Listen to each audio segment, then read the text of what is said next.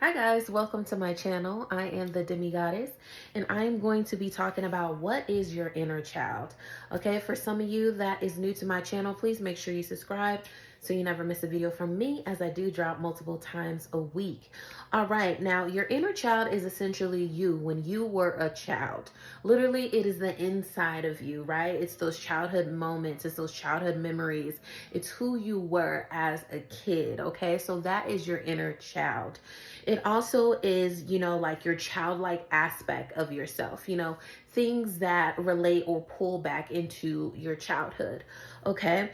And a lot of people say, okay, like I'm healing my inner child. What does that look like? What is that? When you are healing your inner child, that is when you are choosing to work on the issues that you have came across when you were a child, okay? Or unresolved issues, things that you have packed away.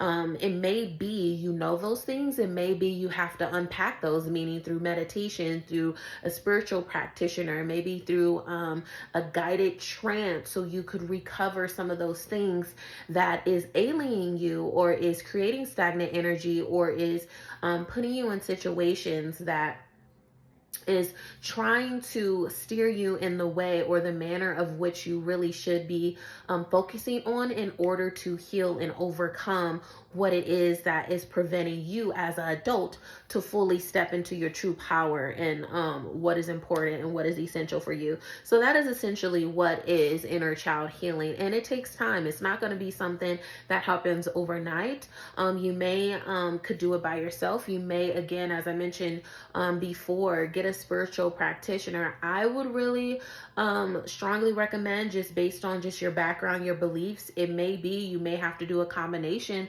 of several things. It may be, through meditation, you can ask to really center yourself. You can ask spirit, or your spirit guides or whatever, or even your ancestors to, show you, what you need to work with. And also to add in that spiritual teacher or that spiritual component to it as well. And also therapy. Okay. Therapy is essentially, very beneficial as well. What I would say what has worked for me is a combination of those things.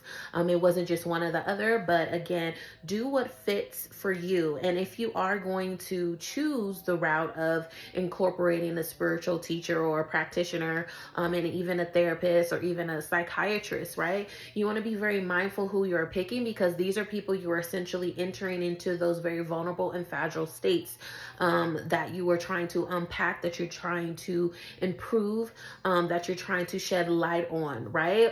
If you don't know these things already. So it's only going to work as good as open you are and vulnerable and comfortable. So it's very important that you pick people that you feel like it's a safe place for you, that they make you feel comfortable and you're able to share, some very vulnerable moments, and you're not afraid, to be sad or mad or cry or whatever, or just joys of just joyous around this person. So it's going to be very essential and very important on that, because if you're missing that component, you're not going to be able to unpack, and it's really not going to be as beneficial, your experience, if you don't allow yourself that opportunity to get there. Okay, so it's very important with the people that you pick. People say all the time, oh, I went to therapy, it didn't work. It didn't work because that person wasn't aligned with you. It didn't work because you didn't do your research on that person.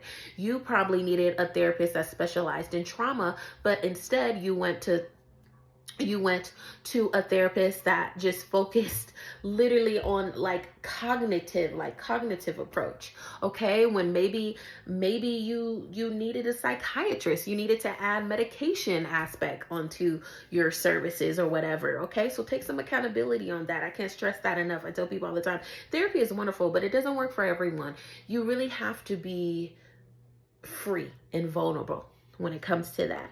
And also to you get to a part of your healing journey and your inner child healing journey, where you're either going to be parenting your inner child, which is going to essentially help you and again uncover and unpack things. And then you also will be having an aspect when you're going to have to play with your inner child, meaning do things that made you happy when you was a kid to help lighten the load, to help open up things for you on a different and more impactful way, or center you back onto the path that you truly are supposed to be on when it comes to your spiritual journey. Okay, do not start these things and your intentions is not pure, like you really don't you're really not going to give like 100% into this. This is someone that is open. This is someone that wants to improve themselves, wants to unpack things, and wants to be a better person, and wants to be aligned, and wants to be centered, and essentially to be on the correct path so they can reach their higher self. This is what the inner child work is. Okay, make sure you also watch what is shadow work. Okay, that short that I did, which hit 5,000 views, so thank you to YouTube community. That is very beneficial too, because you should be doing shadow work as you are doing inner child work as well. Okay, and without further ado, I will see you guys later on the next video.